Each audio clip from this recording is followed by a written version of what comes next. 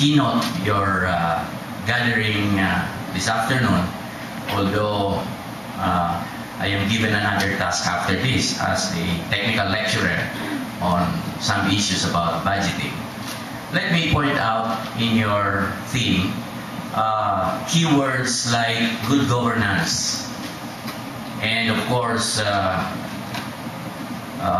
budgetary reforms and innovations. It's very good that you are aligning your thoughts in this gathering, the commitment of pursuing good governance through these reforms. But I would tell you that in order to realize the objectives of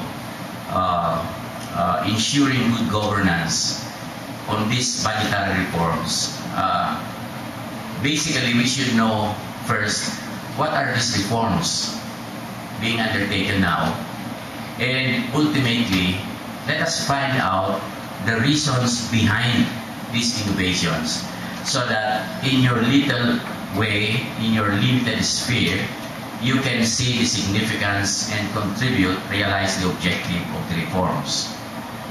To mention a few of these budget reforms, you will note that our national government is pursuing a balanced budget in year 2008, starting year 2008. Another reforms that probably I may highlight is the rationalization, which is going to end up into standardization.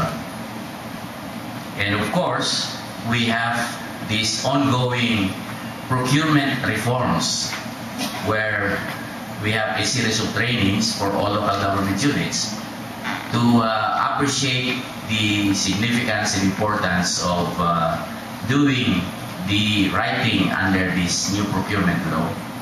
Then, of course, in particular to our local government units, the recently issued instruction of harmonizing the efforts of oversight agencies like DBM, NEDA, DOF, what else?